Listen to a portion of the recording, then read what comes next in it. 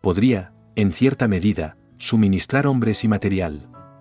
Cárdenas aprobó un envío inicial pequeño de armas y municiones, hecho en México, que zarpó en agosto de 1936 y ayudó en la defensa desesperada inicial de Madrid contra el avance nacionalista.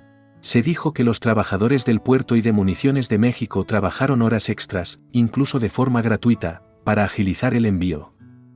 George Orwell, relatando sus experiencias en las brigadas internacionales, se quejó de la mala calidad de la munición española de edición estándar. Siempre guardé un cargador de munición alemana o mexicana en mi bolsillo para usarla en una emergencia. Pero el suministro de armas mexicanas a España se enfrentó a dos problemas insuperables. México fabricaba armas pequeñas y municiones. La Guerra Civil Española, a diferencia de la primera Revolución Mexicana de 1910 a 1913, fue un conflicto convencional prolongado en el que la artillería, los tanques y el poder aéreo eran cruciales. En la década de 1910, los tanques y el poder aéreo habían sido irrelevantes, después de haber ganado inicialmente victorias en la guerrilla con machetes y rifles de caza tipo Winchester. Los insurgentes de México más tarde podrían aprovechar el mercado estadounidense de ametralladoras y artillería. Pero México no producía tanques, aviones ni artillería. Para los republicanos, el suministro soviético se volvió crucial. México podía, y lo hizo, transportar armamento de fabricación extranjera a España en barcos mexicanos. Las democracias europeas, que se alinearon piadosamente a la no intervención, rechazaron cualquier colaboración. Algunos envíos iniciales de material de guerra de fabricación estadounidense, en su principal aviones, fueron enviados desde Veracruz a la península ibérica. Pero dos obstáculos pronto se hicieron evidentes. Un barco, en el mar Cantábrico, fue interceptado frente a la costa norte de España por buques de guerra nacionalistas, gracias, al parecer, a una sugerencia del atento cónsul italiano en el puerto de Veracruz. Su carga fue incautada, y la tripulación, en su mayoría españoles, pero incluidos 4 mexicanos, fue ejecutada sumariamente.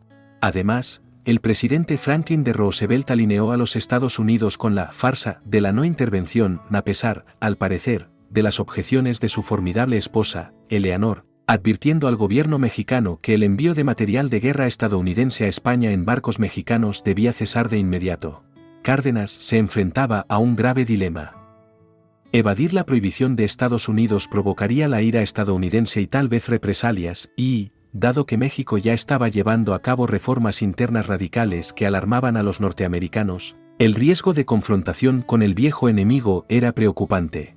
Al final, la política ganó. Cárdenas ordenó a regañadientes que los envíos cesaran, aunque hay alguna evidencia de que al menos uno se escapó, y el presidente eligió hacer la vista gorda. Podría decirse que esta política dio sus frutos. En 1938, Cárdenas expropió audazmente a las compañías petroleras angloamericanas, que arrogantemente ignoraban la soberanía mexicana. Mientras que en épocas anteriores tal medida probablemente habría dado lugar a una respuesta estadounidense fuerte, Roosevelt ahora se contuvo, restringido por su creciente miedo a la agresión del eje y su comprensión de que Cárdenas, a pesar de todo su radicalismo interno, era un aliado dispuesto en la lucha contra el fascismo global. La Segunda Guerra Mundial le daría la razón. México también proporcionó voluntarios, más de 300 mexicanos lucharon por la República, mientras que un solo puñado lo hizo por los nacionalistas. A diferencia de la mayoría de los voluntarios extranjeros, que se unieron a las brigadas internacionales, los mexicanos se unieron al Ejército Popular, el Ejército Regular Republicano. Los llamados mexicanos en las brigadas internacionales eran, de hecho, rusos y europeos del Este, que asumieron la identidad mexicana para ocultar sus verdaderos orígenes. El recluta mexicano más célebre fue el coronel David Alfaro Siqueiros, un militante del Partido Comunista que había luchado en la Revolución Mexicana y ahora se alistó para España. También resultó ser, junto con Diego Rivera y José Clemente Orozco, uno de los 3 grandes muralistas de México, que combinaba el alto arte y el activismo de izquierdas. En sus memorias, Siqueiros recuerda cómo en la batalla de Teruel comandó a un grupo de anarquistas españoles mal disciplinados. A mí y a los otros combatientes mexicanos se nos dio el mando de estas unidades debido al amor que los anarquistas sentían por México, que contrastaba con su odio hacia la Unión Soviética.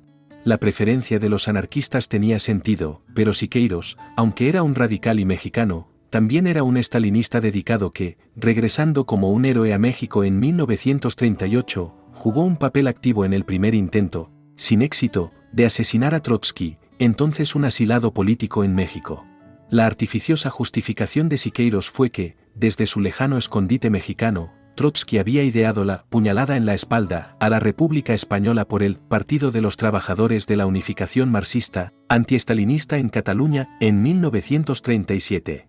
Como deja claro el homenaje de Orwell a Cataluña, esto fue un tejido de mentiras, hechos alternativos estalinistas, podríamos decir.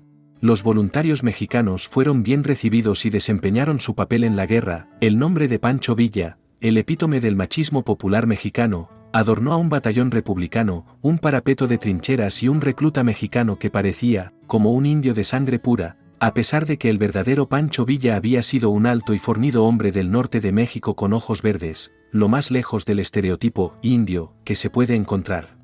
Pero mientras se consolidaba la buena voluntad entre México y la República, la ayuda militar directa, ya fuera de hombres o municiones, era bastante inadecuada para cambiar el curso de la guerra. No te pierdas el próximo capítulo para conocer cómo el gobierno mexicano luchó a su manera contra Francisco Franco y su régimen en España.